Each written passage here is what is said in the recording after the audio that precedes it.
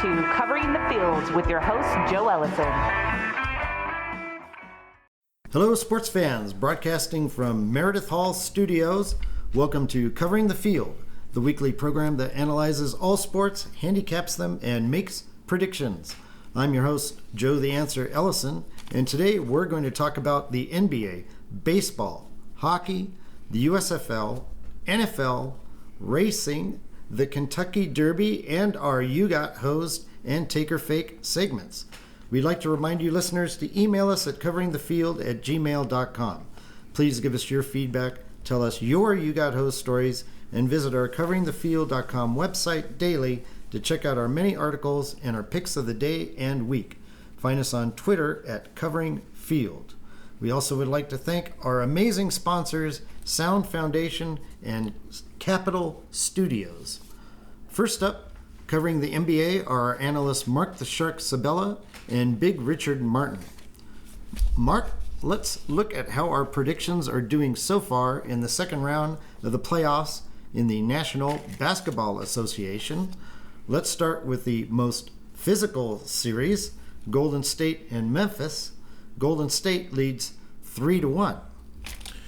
Yeah, Joe. Thank you for having me today. And so far, we've had incredible, great series throughout and incredible games. I'm sure Big Rich will back that with me. And I just want to give you a little bit of a shout out. When we asked the answer last week, the answer said the winner of Game 5 wins 82% of the series.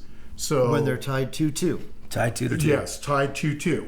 Actually, it didn't even say that on the Dynamite station last night. It just said the winner of Game 5 goes on to win 82% of the series. That's correct. So we've had the fortunate event of having 3 of the 4 series have tied 2-2, and then the Game 5, 2 great games last night, guys, and then one for tonight. And then a closeout game, of course. Exactly. Golden State and Memphis, is that the one we're talking about first? Yeah, Golden State, Memphis. Golden State leading 3-1 right now. Yes, and Golden State was a 2-point favorite. They have been moved up to a 4-point favorite as of Showtime here. And they're going back to Memphis and no Ja Morant, right. no W as far as I'm concerned. They put out that Ja Morant is out for the playoffs. Yes. Which is the type of injury it was. They're saying that when he reached in and grabbed his leg, that caused the injury, but it's a bone bruise. And unless he's like a wrestler for the WWE or something like that, I don't see how you can get a bone bruise by grabbing someone's knee. I could see if it was a ligament or ACL, tendon, but saying a bone bruise, I think that was a pre-existing injury, I would have to say. And having Ja Morant out, now Ja Morant leads the team in Memphis in points, rebounds, and assists. But as you put out earlier, Marc, you said that what is a record without Ja Morant? It was like 20-3 during the regular season. Right. So, I mean, how can you have your best player leading in all categories and go 23 when he's out? Well, that tells you they play great defense, they play as a team, and they're young. And so... Yeah, absolutely, Big Rich. I'm going to say that for the series, after Golden State squeaked out a win the other night, Golden State came in all business. They were not messing around. They didn't shoot very well. You had Steph Curry that scored 32, but the Splash Brothers combined went 4 for 21 in 3-point field goals, and Klay Thompson was 0 for 7 in 3-pointers. So there wasn't a lot of splashing going on. Not a lot of splashing, a lot of, I guess, drying out. Doinking, or not splashing or something. I don't know, but so for this game, the line went from -2 to -4, and the series odds. Joe, did you want to take a shot before it went up? What do you think, Joe, the answer? Before they found out Morant was out, and Golden State's already up 3-1. 3-1, yeah. Right. What do you think it was? I'm going to say about -700. Yeah, very good. No, I'm sorry. Actually, it was 70-1.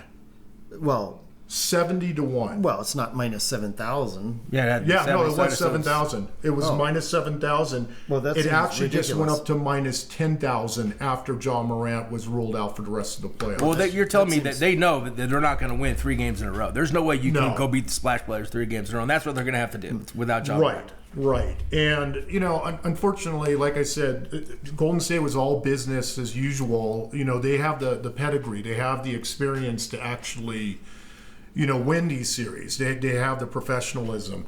I don't really care for Draymond Green's antics, but they shot to the Memphis bench several times during the game. And they're joking around, laughing, just acting like a... Now, I understand being loose. But when you don't have John Morant in the game, you need to be business. You need to match business for business there, and they didn't do that. I don't foresee that happening.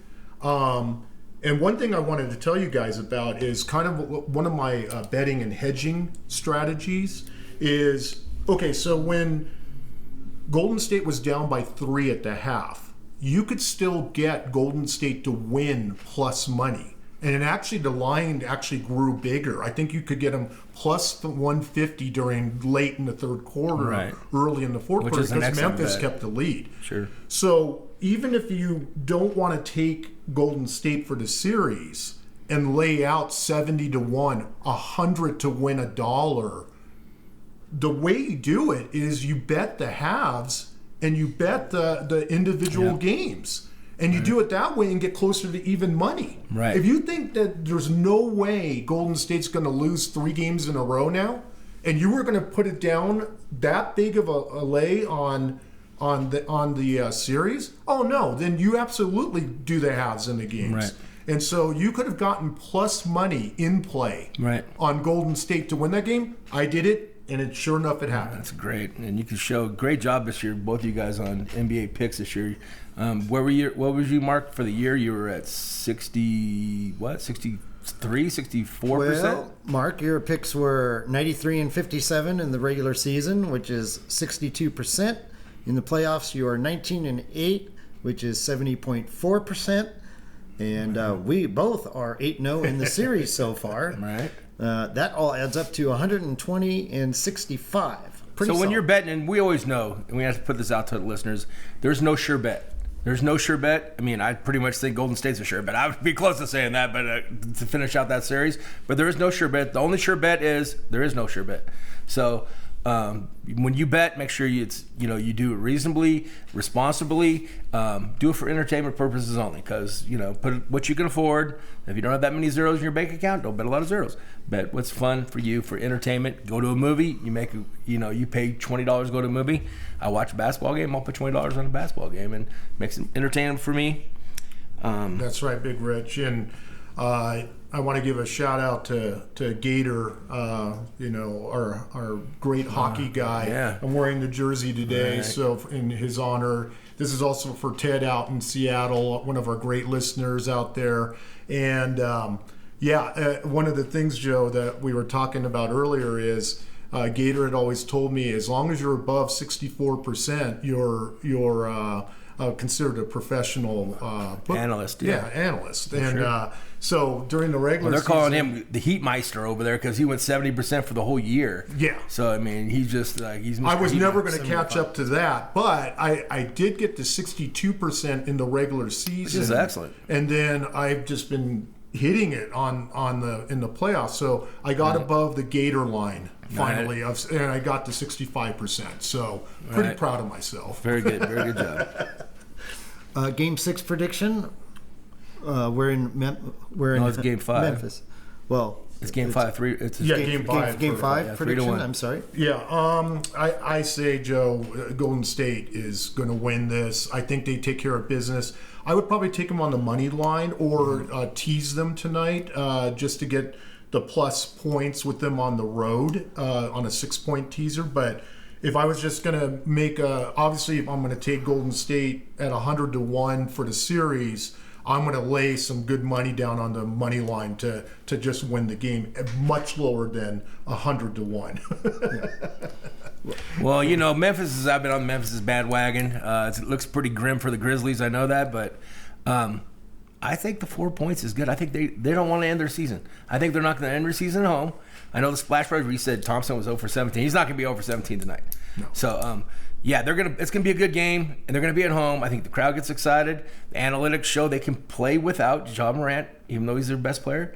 So I like the points. I do like the 4 points. I like the 4. I think it might even go up to 4.5. Yeah, Golden State missed their first 15 threes last game, and I'm sure they'll do better than that. But I did pick Golden State in 6. I'm going to stay with that. Nice. So I'm going to pick Memphis to win tonight. They almost won last game. Sure. I think they only lost by 3 points. So without a touch foul, Curry got that touch foul at the end, and they, of course, he's the superstar. He should have did it. Okay, staying in the West, Phoenix leads Dallas 3-2. As we mentioned, in series tied 2-2, Game 5 winner wins 82%. So that sure points to Phoenix. What do you guys think? I'm going to give a shout out to Marc because you put that on the website yesterday. Yeah. And you said both teams would cover the spread. And, I hit that parlay. I was really happy with that.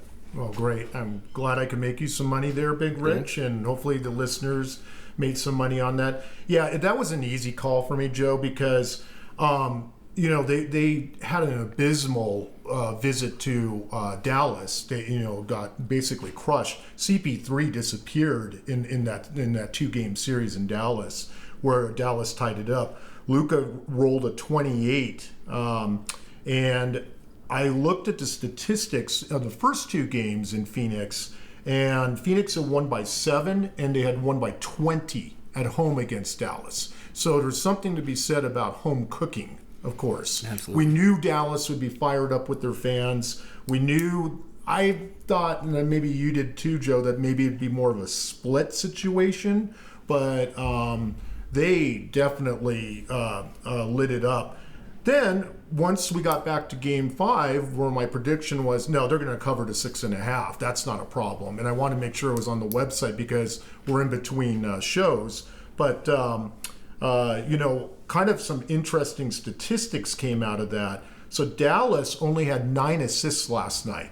And they've been averaging 22.5 on their home games in the playoffs. So Luka, he's a ball hog is what you're saying. He's not passing the ball. That's funny. I was just about to get there. And they averaged 16 threes a game, and they only had 8, half of them in last night's game. So. And yes, I would say their breakdown was Luka started doing hero ball a lot more last night. And I'm not talking about Tyler Hero from Miami. I'm talking about he was not trusting his other teammates on that. And you need to do that. I mean, and I think Dallas will be back to that sort of game plan tomorrow. I actually look for Dallas to extend this series and turn this into a 7-game series. I know that might be catching the falling knife a little bit, that you're betting against Phoenix after that game. Phoenix really hasn't proven to me that they can do anything. The games weren't even close in Dallas. No, maybe they'll play a close game, but they're on the road as a 2-point favorite. I'm going to take definitely Dallas with the points on that and extend that to 7 games. I like it as well. Yeah, I took Phoenix in 6 before the series, but I also changed my mind now. I do think Dallas is going to win the next game. I like Phoenix in 7. Now, moving on to the East, Miami leads Philadelphia 3-2. It's certainly been an interesting series. What have you seen there, Marc? Yeah, I mean, Jimmy Buckets is just showing up. He's just doing it. He scored 23 last night. Very balanced scoring. And I don't know, Big Rich, if you were going to cite this or not. Miami starters outscored Philadelphia starters last night 79-58. They blow them out by 35. I mean, that wasn't even a game after that. Embiid had gone down a couple of times. We were just going, wow, that's a spilled drink. And he was grabbing his face, his mask, and everything. He has a broken face. Yeah. He has a broken orbital, and he has a torn ligament in his thumb, and he's gutting it out. And Jason Harden just looks out of shape. Doesn't look like he did the back. Didn't even look like the same player he did in Game 5. So no, and what's funny about that, Big Rich, is you finally had a Harden playoff sighting in Philadelphia, and he disappeared again last night. And so, which Harden are you going to get? I think, going back into Philadelphia, you're going to definitely have more of a, you're going to have the home crowd and everything behind you. But if this guy's going to keep doing this playoff disappearing act, Philly isn't long for this. Coming into last night, Miami was only a minus 145 favorite to win the series. Of course, that pivotal game 5, as Joe talked about. But now, waking up this morning, 4-1 to win the series. And again, I'm not going to lay 4 to win $1. I'm going to play it game by game. I still think, I think Philly will probably show up because it's an elimination game. Well, if it's 82%, wouldn't that be worth the 4 to $1? I mean, if you're saying it's 82% of the time they win, so there's only a 18% chance that Philadelphia can come back. I mean, just that's the analytics. Yeah, but it's just how much do you want to lay on the series at that point? It's better value to actually do it half times and game times and in place for that matter. You could parlay it. And you can parlay it to another series. Right. That's right. That's a sure thing. But what do you guys think? I'm liking Philadelphia to bounce back a little bit, probably tomorrow. Miami's actually a 2-point favorite in tomorrow's game. I like Miami tomorrow. I think they close out tomorrow. Okay. I think you saw everything you're going to see with Harden. And B looks tired. He's hurt. And I think Butler gets it done. Like you said, he's playing great. And Hero had a great game, offensively. I picked Miami in 5 because Embiid was hurt and out games 1 and 2, but he played really well in games 3 and 4, the home games. And then, of course, he learned that he didn't win the MVP before the last game. I thought he was a little butthurt on that, dare I say.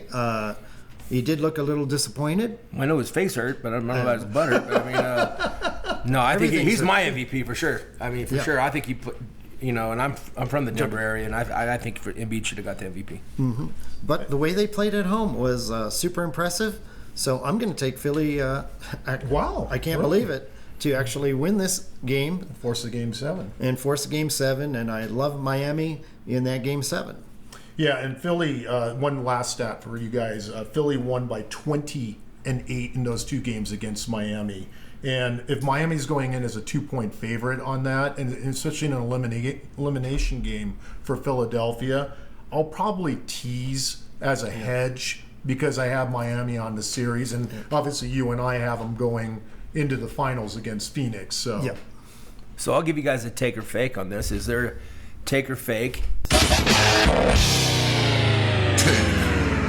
or fake. The whistle goes more to the team that can make a game 7 because that's more money for the NBA. I mean, it only makes sense. Game 7 is going to make the NBA more money. There's nothing more exciting than a game 7. So I'm saying to take or fake is could the whistle favor for a game 7? Is that a possibility? So you're saying it's more scripted then? I would say that I'll say it's a take when the NBA wants a certain team to win. Absolutely. 100%. And they'll have a certain referee in there for sure. And the ones they don't care about, I will say fake.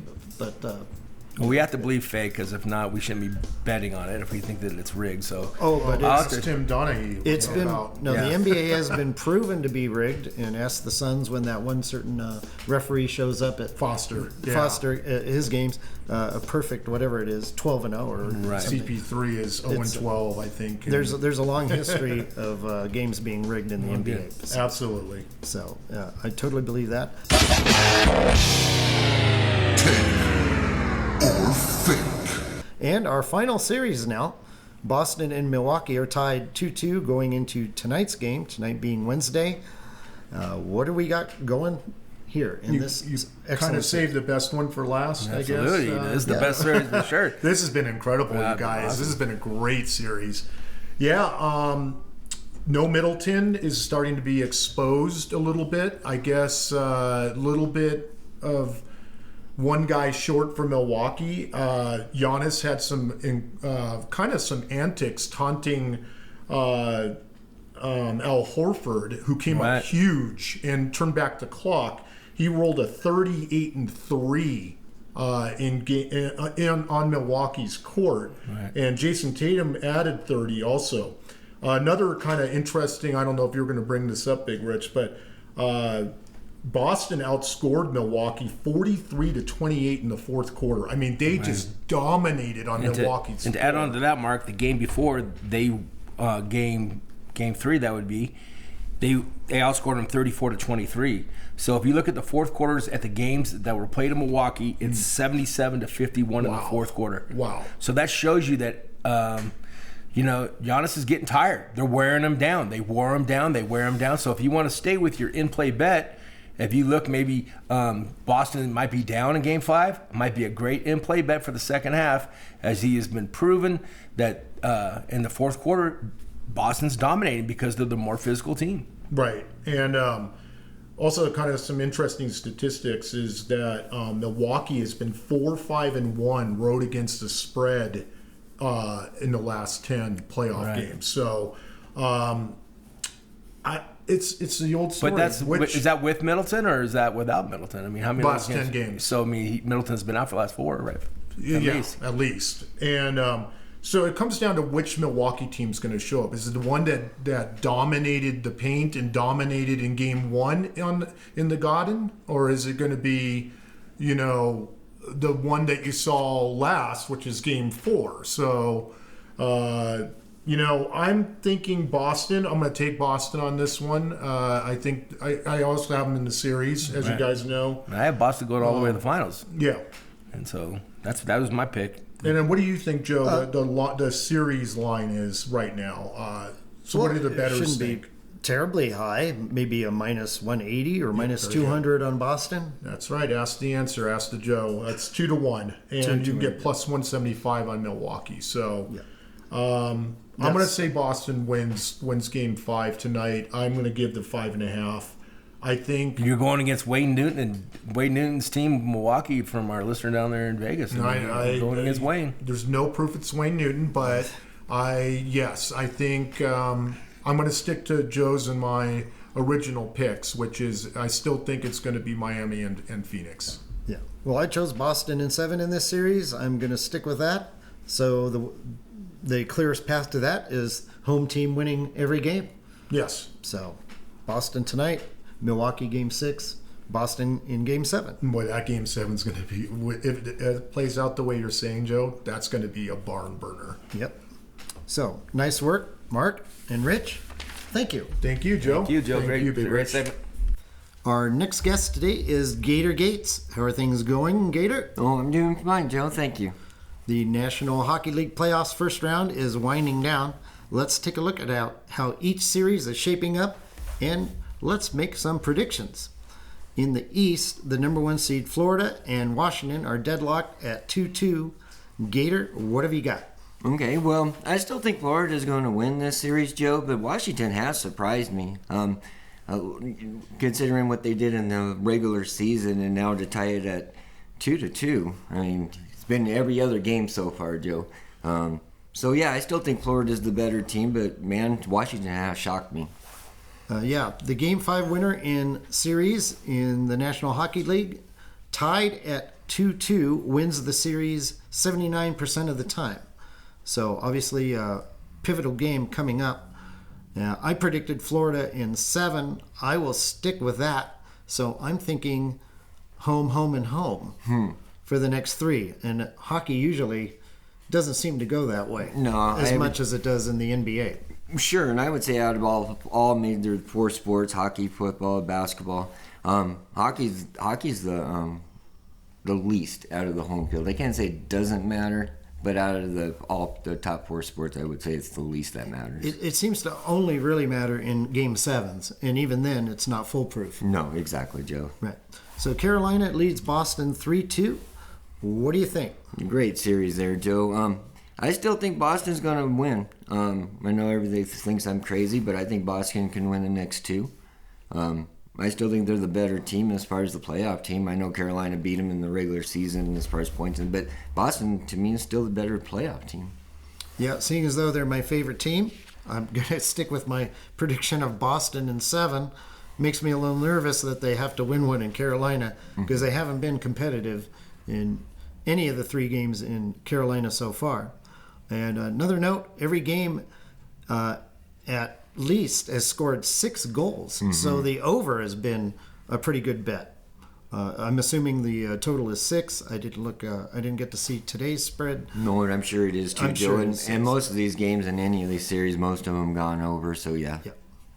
Toronto leads Tampa Bay 3-2. Tampa Bay attempting to three-peat, which hasn't happened since back in the Islanders' days of the early 80s. Yeah, a long time.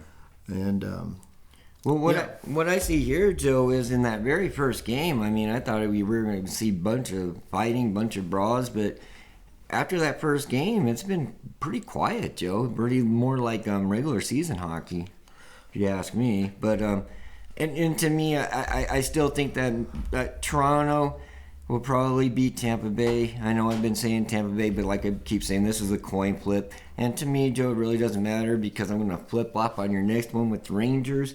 And Pittsburgh's going to win because they're at 3-1. And Pittsburgh's going to win no matter who wins that Tampa Bay-Toronto series in my eyes. right, the big brawl in the first game. I guess everybody got beat up in that one. Said maybe we don't need to fight anymore. Yeah, something strange, Joe. That was weird. Yeah. And I picked Toronto in 7. I'm going to stick with that. I'm going to try that. Home Tampa Bay wins and Toronto wins Game 7. One thing to note, in Tampa, the game scored 7 and 10 goals. So in Game 6, I'm thinking the over is probably a pretty solid bet. It'd be a game to watch for sure. Harder to bet, but fun to watch. Yes. Pittsburgh leads the Rangers 3-1. You already touched on that. You like Pittsburgh. Right, I'm going to flip flop on that one. I mean, Pittsburgh's up 3-1. Rangers ain't going to come back with 3 games. There's just no way. Yeah, I chose Pittsburgh in 6. I'm liking that pick a lot. I don't think New York's going to go away at home. And every game has scored 7 or more in that series. So the over has been solid. Of course, the first game went 3 overtimes. To make it to 7, I believe the number was 6.5. So it did take a little extra time to get there. But the over seems like the bet. Moving on to the West, Colorado already has advanced. Yeah. I took Colorado in 5. They swept them 1 in 4 straight. Of course, one game did go overtime. Nashville had a chance to make a series out of that. I don't remember how you picked it. It was either 5 or 4, but Colorado was the easy play. Right. Like I said, I don't like to pick any sweeps because they're so hard. Right. But Colorado 1 and 4, so not too bad of a shock. But Colorado just outshot Nashville. Just outshot it. And in that second game, that game went into overtime, and they did play. It was 2-1, so Nashville was playing their hardest. Yeah. They are a great team. Yeah. They're going to be there next year again, Joe. That's not one of those teams that you just circle and say you're going to beat them. No. Once Nashville lost that overtime, it took a lot of heart out of them, and they didn't respond. Correct. So, Calgary and Dallas are tied 2-2. What's going on there? Well, Joe, when we talked last week about this game, Calgary won the first game 1-0, and I was pretty disappointed on how Dallas was hitting. They only had 20 hits in that game, Joe. But since then, they won the next 2, and they had 36 hits in that game. And the third game, they had 44 hits. They lost again, and they had 29 hits in their next loss. But Joe, like I said, the first line can play with anybody, even the Avalanche. But when you go down to the second, third, and fourth lines, they really can't score that well. So what they need to do is keep those hits going. And they can beat Calgary, but Joe, I like Calgary. Yeah, I picked Calgary in 7, but I'm rooting for Dallas. I kind of have a fondness for Dallas teams, as many people know. I was surprised, actually, Dallas won in Calgary a little bit. The scores in Calgary were 1-0 and 2-0. So I'm liking the under in Calgary, and those are going to be, really close games. I think so too, Joe. But like I said before, Calgary has the offense. They just don't have the defense. And if Dallas is going to win this series, they have to stop that offense by finishing checks. That's what they have to do. All right. To me, in the biggest surprise so far, Los Angeles leads Edmonton 3-2.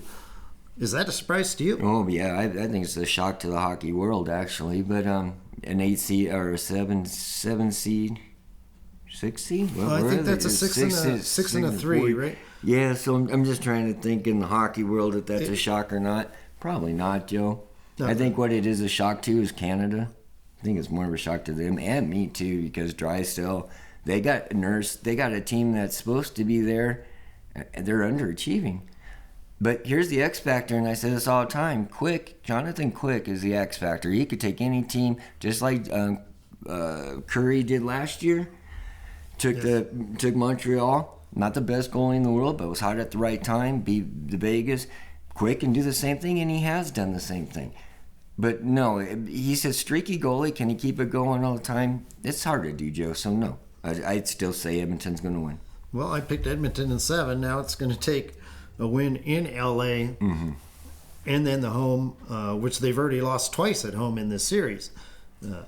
Now I'm going to change my mind. I like LA in 6. I'm going to say Quick has an excellent game and closes out the series. I hate flip-flopping because that's going to backfire on me. But Joe, in hockey, it's a day-to-day thing. The momentum changes so hard, and so it's so hard to do this show as far as picking, because it's such a momentum day-to-day thing. It really is. Yeah. And lastly, St. Louis leads Minnesota 3-2. What's going on there? I love this one, Joe. They're beating each other up. I just love watching this game. The only thing that's weird to me, Joe, is that it doesn't feel like a playoff series that much. It seems like they're being too nice. It's kind of like the rivalry between the Chicago Cubs and the St. Louis Cardinals, It doesn't seem like hockey to me. But it's fun to watch. It looks like a regular season, and these two teams they're fun to watch. Division rivals, and they actually are being nice to each other. Yeah, just strange. It is weird. Yeah, I picked St. Louis in 6, and it sure looks like it's going to go that way. In my opinion, I think St. Louis closes it out next game. I'm still going to stick with Minnesota, but yes, St. Louis does look like the better team. I think St. Louis would give Colorado more of a challenge than Minnesota, but I think so too. St. Louis led the league in scoring after the trade deadline. Mm-hmm. Yes. So they can actually score and maybe even keep up with Colorado. Nah. No. Okay. Ain't going to happen. All right. In other news, I guess we got a couple minutes. The New York Islanders fired head coach Barry Trotz after 4 years. Was that a surprise? Barry. Yeah, I don't know why, Joe. I mean, I saw that the headline that he did, but I don't know why they let him go. Well, I know one coach who's going to be very popular next year to be coaching. I don't know what job he's going to get, but Barry Trotz is an excellent coach. Yeah. I don't understand the firing, and he'll have a job next year. I would think so, Joe, but I'm just shocked. I don't understand why they let him go. Yeah. We'll have to look into that a little more. Patrick Marleau retired after 23 seasons and the most games played in NHL history. Of course, he didn't play this season. He was hoping to latch on with somebody, I guess. And quite a career. He had a great. Yeah, I was going to say that. Yeah, what a career, Joe. Yeah, even if he left right now like he is, or nobody's going to say anything bad about him, I wouldn't think. And the draft lottery was last night. And it's the strangest draft lottery. Only 2 teams can be affected. So it's like if you have the worst record, the worst you can finish is 3rd in the lottery. It protects the worst teams. Mm-hmm. Very interesting that Montreal won. They are hosting the draft and have the first pick. Yeah, that was pretty interesting, yes. Do you think there was some kind of conspiracy involved there? No, Joe, not in sports. I wouldn't think there was anything like that going on. And New Jersey came in 2nd. Mm-hmm. They will pick 2nd. Excellent job, Gator. Oh, well, thank you, Joe. And I just want to shout out to my friends over there, Marc and Big Richard over there. Great. Their picks are excellent. And, Joe, your picks are excellent. So your picks are 75%. I think everybody should be listening to our show. Everybody should be making money on our show. Yes, I agree, Joe, but thank you so much. Yes, thank you. Here to recap the Kentucky Derby are Gator Gates and Rockin' Ronnie McKinnon. Welcome to the show, Ronnie. In case someone somehow hasn't heard the results, what happened in last Saturday's Run for the Roses? Joe, how are you doing? I'm doing Thanks fantastic. for having me. Well, we had a long shot win, Rich Strike, and he actually got put into the race Friday, early afternoon sometime when one of the other horses got scratched. So, and he went off at 80-1 and won the race. So that's a big win for that horse and the owner. Paid $1,860,000 To the winner? to the winner, correct. Epicenter came in second, and Zandun came in third, and they each got $600,000, the owners did, and $300,000 respectively. I had those two horses, but I surely didn't have Rich Strike. And so didn't win that trifecta, but it was pretty exciting. And again, that's a hard one to pick. That was 148th Kentucky Derby. There was actually almost 148,000 people there, where the last couple years they didn't have as many because of the pandemic. Also, the horse Dunrail was in 1913 was actually 91-1, and he won that race actually from the number one post. So a little trivia from the past. We had our second highest long shot ever That's correct. win the race.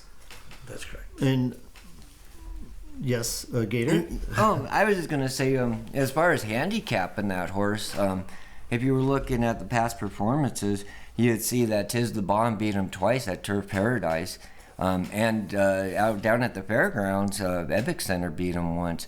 And I don't know how Ronnie felt about Tiz the Bomb, but I didn't care for that horse too much, so I really didn't look at him. I didn't either. But when we were talking about mudders, those are the kind of horses you want to look at. Now, Correct. it did rain the day before, and it did not rain, but if you are handicapping those, that's where you kind of want to go to when Sure. you're looking at that. And that track holds water really well. Mm-hmm. And but Zandun actually is a good mutter and did come in third. So Yeah, we did good, I thought, Rodney. Both of us Yeah, had those second and third, so if he wanted to Hard right to- strike, yeah. we would have been right there. hard to pick, yeah. And we do have the Preakness coming up in a couple of weeks. Well, now about a week and a half on May 21st, and then we have the Belmont, the third leg of the Triple Crown, 3 weeks after that on June 11th. So I'll be making picks for those. Gator, yeah. Yeah, sounds great. Cool. More on the race. Rich Strike replaced Ethereal Road. That $163 it paid to win. A $2 exacta, $4,101.20. That's right. A $1 trifecta, $14,870.70. A $1 superfecta, I guess somebody must have had it because it actually has a payoff to it. $321,500.10. Yeah. That's right. I had those figures and I didn't mention those, but thanks for mentioning that, Joe. Absolutely. Those are some pretty big numbers, obviously. You think? No doubt. Now, if you're doing non-parimutuel wagering, like in many sports books, a $1 exacta only paid $299-1, and a 50-cent trifecta only $1,000-1. So kind of a rip-off there, would you say? Yeah, Gator? You want to touch on that? Do I want to touch on it? Well, what I would touch on it is that on the non-parimutuel side, Rich Strike was as much as 300-1 in March on the futures. And all the sports books did excellent except for Serica Sportsbook in Las Vegas. On Saturday, they had Rich Strike at 200-1. And they said that they took 75 to 100 bets 15 minutes prior to the race at 125-1 to 150-1. Now, that was almost double of what the track odds said, just like Joe and Ronnie were talking about. But I also want to throw this in here, you guys. It was also reported that Mattress Mac lost $2.6 million betting on the Derby, with $1.5 million going on Epic Center. Well, if you did bet Kentucky Derby futures, William Hill anyway, Rich Strike was not on any of the sheets. March 6th, March 27th, April 24th, May 1st. I'm pulling out sheets. Rich Strike is not on any of them. Right. And the horse got put in the race on Friday. We did our show on Wednesday, not even knowing this horse was going to be in there. That's right. And these future sheets, I mean, it's just like Trayvon Walker being the first pick in the NFL draft. There were sheets where there are absolutely no winners on it. Everybody would have bet, you would have lost. Right. So that is even a worse ripoff than the non-parimutuel wagering. Yeah, it Sounds like you got hosed there, Joe. There was about a week before the race. There was still they were showing 23 horses, so we knew 3 weren't going to make it, and to cut it down to 20, and that's why he was number 21 because they scratched number 19. So there were still just 20 horses in the race. I wanted to bring up one other thing though.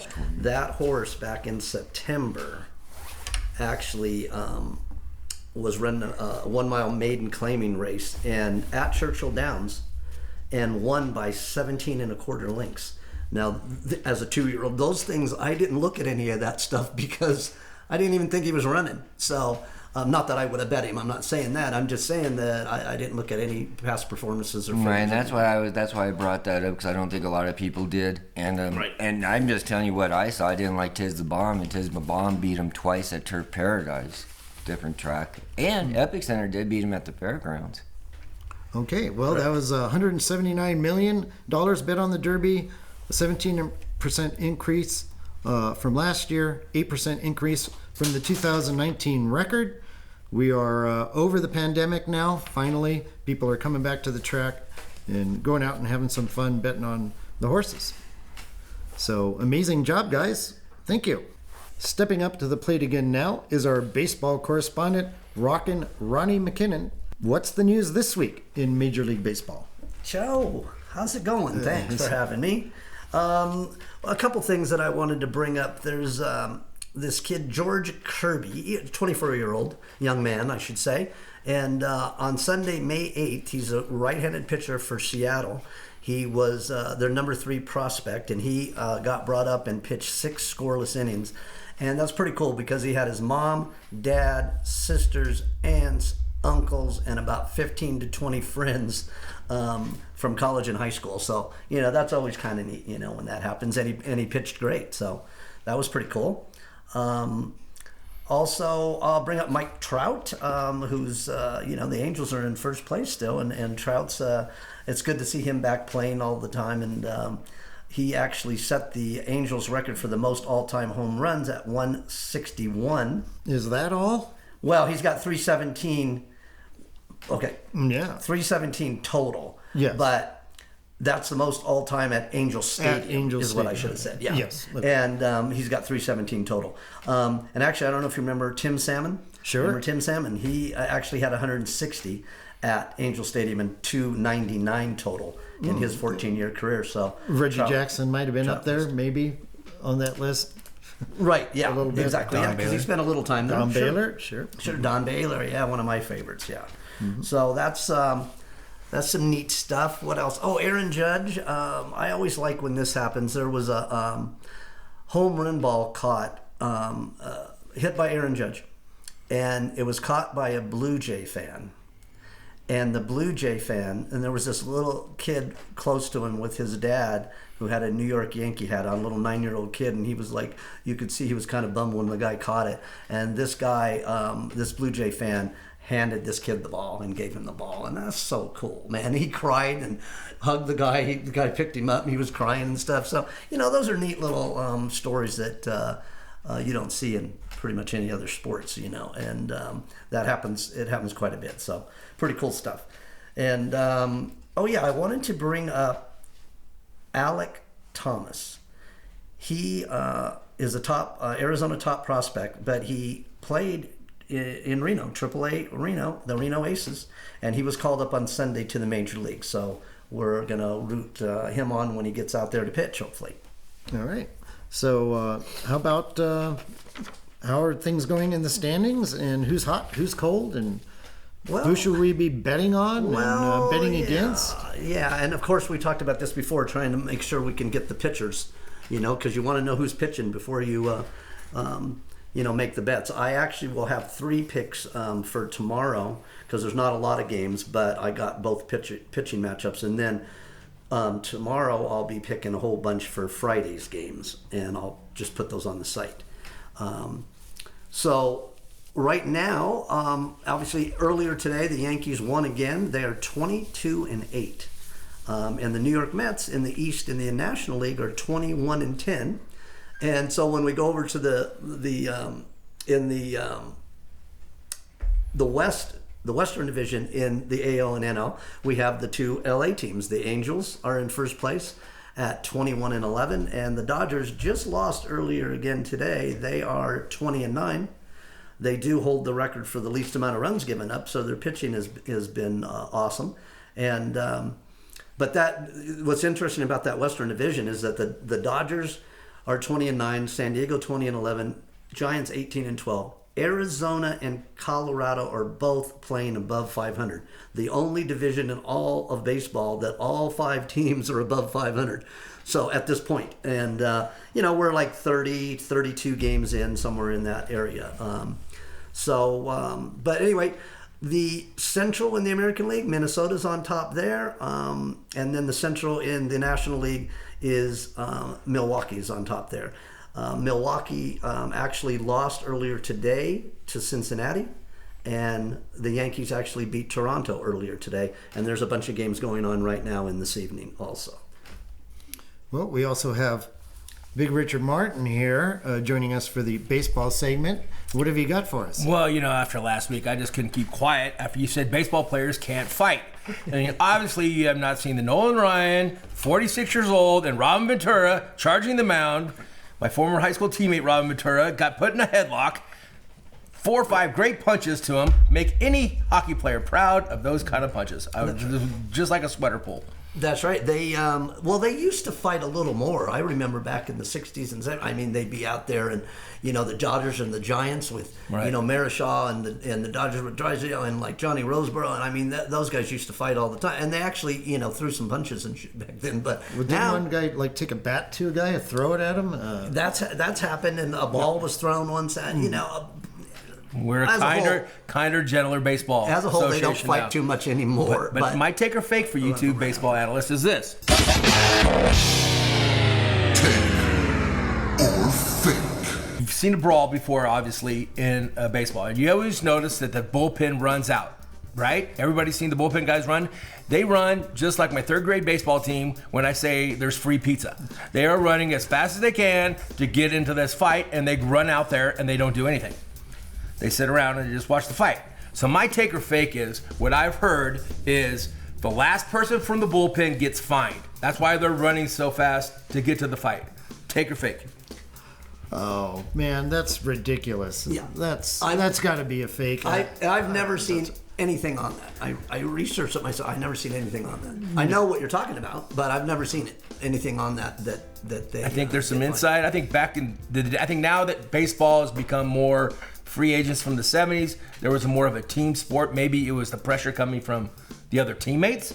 Protect your teammates and they're running out there, or maybe they get fined. Remember, you used to get fined if you didn't run out of ground ball. If you didn't tag up, there used to be fines, and now fine. Yeah, you won't play for me if you do that stuff. Well, obviously, there's no information on you are the last person getting there, right. But it just seems coincidental that they all run as fast as they can to get out there, and then they do absolutely nothing. Right. Well, yeah, I mean, most of the stuff's already over, right?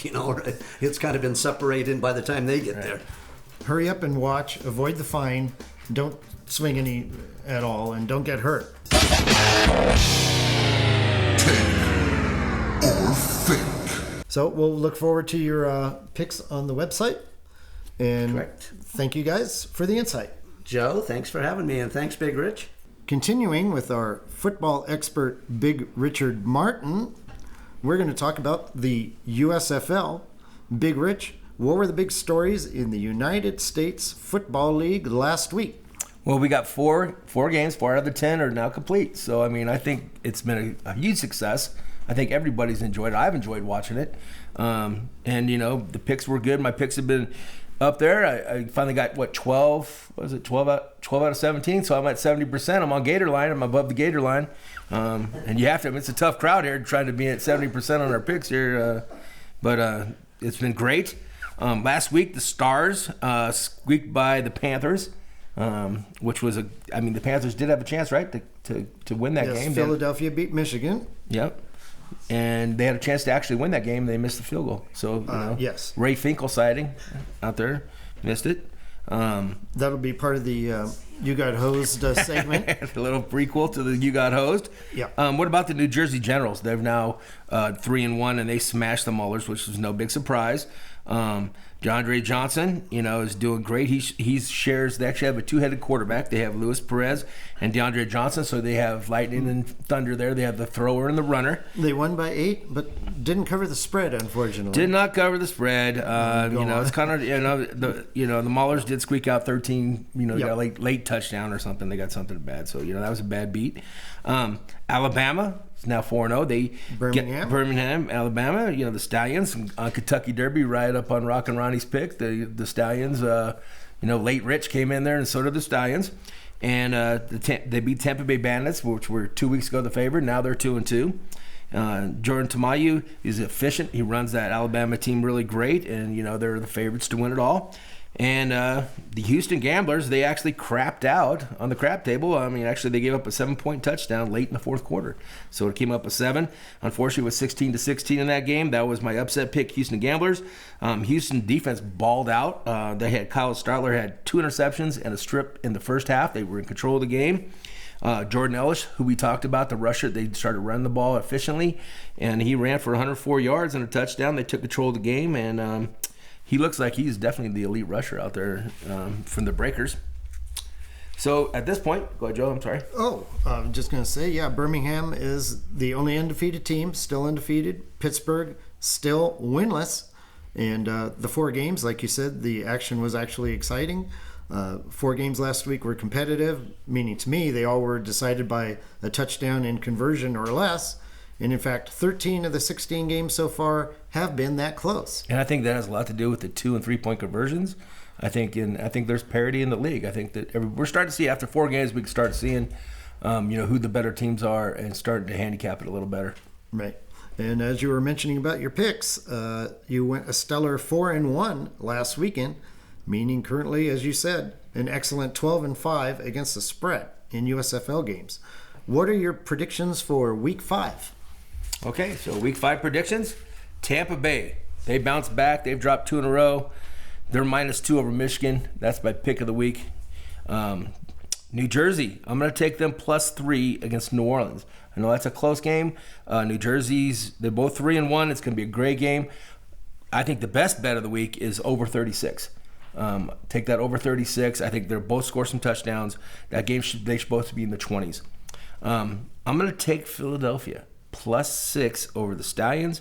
I don't know if they win, but they definitely have a great team. They definitely score some points. And so that 6 points is a lot, and the Stallions are 4-0. But let's see what happens with Philadelphia. And then Houston -5.5. You have to say anytime Pittsburgh Maulers are playing, you take the other team. I'm basically in agreement with you. My picks, of course, only went 1-2 last week, not like yours, so I'm looking to rebound a little bit. Friday, I like Michigan and Tampa Bay to go under 34.5 points. Both teams have gone 3-1 under in their previous 4 games this year. I'm going to go against you on the Birmingham game. I've got to go with the undefeated team. Birmingham -6. Not only has Birmingham won all 4 of their games, they've also covered all 4 of their games. So I got to go with the handicapping version of my pick. I'm also trying the over 36 points in that game. All the Philadelphia games have scored at least 40. Right. So, and finally, I'm with you again on Sunday. I'm betting on Houston -5.5 versus Pittsburgh. As we mentioned before, Pittsburgh hasn't won a game. Houston seems better than their 1-3 record. Right. So. Exactly. Yeah, they've had a couple close losses, and it could have went either way. And like you said, we got 4 games in the books. We got 6 more to go, so we can handicap them a little bit better. But to know with our picks, we got to put out to listeners. These aren't parlay picks. We're telling you who we think's gonna win. And when you bet, what I bet, it's either with analytics, or it's the eye test, or it's your heart. And I think that's kind of where we make our bets when we make a bet. We're just telling you our predictions. It's nothing for sure, and they're not parlayed. Pick who you think, watch the games, make an educated decision is all I can say. Big Rich, there also was some news from the National Football League, but it was all about broadcasting, not the play on the field. What was it? Well, I just got a big text from Marc the Shark telling me that we're going to have Tom Brady for 10 more years playing football, but he's not going to be playing football. It's his retirement. After football, he got a 10-year contract with Fox, and he's actually going to be able to take over because, Troy Aikman is moving on to Monday Night Football, so it leaves a spot open in the Fox when he's ready to come over. Of course, everybody wants to hear Tom Terrific, and then nobody knows the game better than him because he has 7 Super Bowl rings, and that shows me that he probably knows what he's talking about. Yeah, I would think he would probably have a little insight on playing quarterback anyway. Just a little bit. Just a little bit. 10 years, $375 million contract. That should keep people interested, and I think, why would you doubt? He's probably going to do a great job. Absolutely. Tony Romo does a great job also. I mean, broadcastings are great. We're not big fans of Joe Buck, though. But other than that, I like that trio. Joe Buck, I did not say that. Big Rich did not say that. Greg Saban, Big Rich. Covering automobile racing, back to the show is Gator Gates. Good to have you back. What happened in the NASCAR race at Darlington last Sunday? Yeah, the track too tough to tame, Joe. Well, right before the last restart, Joey Logano came out of the pits first with William Byron second. Now, when the green flag waved, there was 25 laps left, and Byron forced Logano high into the wall to squeeze him out of the lead. Now, with 2 laps left, Joey bumped William from behind, and that made him hit the wall in turn 3, and he did finish 13th place. Now, Logano went on to win and break a 40-race winless drought. When the 2018 NASCAR winner got out of his Ford, the fans booed and let him know what they thought. Logano said, and I quote, "If someone's going to be willing to do that to you, then the gloves are off," unquote. Now, Byron was not happy with his maneuver and called him an idiot and a moron. So that is something for us to look out for, Joe, in Kansas. A little retaliation, perhaps? Yeah, just a little. Yeah. Logano went off at 15-1. Another nice hit for NASCAR this year. Our 10th different winner already this year. And 16 make the playoff. It's going to be interesting to see who actually gets in there. Maybe some more hockey fights there, Joe? I'd love to see a hockey fight in a NASCAR race. The good old days. Exactly. So Kansas is next week. Any predictions? Well, last year Kyle Busch was the winner. I like the Fords though, Joe. Either Kevin Harvick or Brad Keselowski. I'm going to take Harvick. Okay. Well, he hasn't won a race yet this year, Right. has he? Or maybe he has, but No, he hasn't. and that's why I'm taking him. It makes sense. What went on at the Formula One race in Miami? Okay, Joe. Well, Max Verstappen, who was at a -105, started third and passed Carlos Sainz in the first turn. Then he passed pole sitter Charles Leclerc on the 9th lap to take the lead. Now, Leclerc tried to catch Max, but Verstappen drove flawlessly and put Red Bull first, with Ferrari ended second and third. Now, my driver, Lewis Hamilton, went off at 18-1, where I was taking him at 60-1. But he ended up starting 6th, and he finished 6th. And his teammate, George Russell, received 5th place points. But, Joe, the race didn't live up to the hype. It just, everything else did for it, though. Toto Wolff, the Mercedes boss, he said, and I quote, "This race was spectacular. The city has been totally hyped around Formula One all week." Now, the fan support, or have been around all week. Now, the fan is great, and honestly, I have never been in a race that created such a buzz around Formula One and an interest like Miami this time around. You can't cross the paddock because there's so many people here, and that's good. We should be happy in that we have such a strong support, unquote. Now, only 2 drivers, Joe, have had points in every five races this year, and only 2 of them had points in every one of them, and that'd be George Russell and Charles Leclerc. Yep, it was great for the United States, the country with the most races in Formula One, 3. And the first time having a race in Miami, looks like it was a total success. Sounds like it, Joe. Next race, May 22nd, Barcelona. We'll make a prediction next week. Correct, and last year's winner again was Lewis Hamilton. So, but we'll You can see. forget that. We could forget that. That ain't gonna happen. No repeat. If you have to ask me right now, I would have to say I would have to go with the Ferraris, Joe, on that track. All right, early call, Ferraris. But we'll see. And one final note, golfer Phil Mickelson had losses of more than $40 million wagering from 2010 to 2014. Great job, Phil, for building up the sports books. And obviously your picks were not that good. Terrific work, Gator, and thank you very much. Yeah, thank you, Joe, so much. Sponsored by MXE Media, ladies and gentlemen, it's that time for the moments we've all been waiting for. The stories that make us furious about bets that appeared surely to be winners, but in the end, something went horribly wrong, and they ended up being losers. It's a segment we affectionately call You Got Hosed. You got hosed. So, Gator, do you have a You Got Hosed story this week? Well, yeah, Joe, on Monday, Washington Capitals were hosting the Florida Panthers, and with about 3 minutes left, Florida pulled their goalie. Now, Washington was up 2-1 when they had the puck deep in their own end, and they shot the puck at the empty net, but the puck hit the post. Now, with 2 minutes left in the game, Florida tied the game and eventually went on to win in overtime. Now, Washington was at a plus 145 and lost 3-2. So if you had the Capitals on Monday, you got hosed. Yeah, that was crazy. He shot it the length of the ice, hits the post. Washington would win the game. Instead, it's an icing, and Florida sets up and scores the winning goal, the tying goal, and later in overtime, the winning goal. Yeah, that was about an inch and a half. Oh, it should have been it. Yeah, it should have been. Do you got host story, Joe? Yeah, well, there were possibly 3 horrible instances of hosiery in the USFL. Michigan missed a 21-yard field goal on the last play to lose their game by 1 point to Philadelphia. The kicking woes continue for some teams in the USFL. And there was a hose and possible double hose if you bet on the total late when New Orleans scored a 29-yard touchdown with 10 seconds left in the game to beat Houston 23-16. New Orleans was favored by 4.5, needed that touchdown to win, and the total actually went off at 38. And it was 41.5 when it opened. But if you had got that number 38, you could have got hosed twice on that touchdown with 10 seconds left. But the way I got hosed was last night's Edmonton-Los Angeles NHL game. 5 legs out of 6 on a 16 parlay already in. All I needed was Edmonton to hit. The game goes all the way to overtime, and the Oilers lose. Another disappointment. I got hosed. Yeah, that Edmonton game you did. As far as the USFL one, yeah, you guys all got hosed, but sure fun to watch. It was exciting. It is fun to watch. You got hosed. So that's all for this week's show.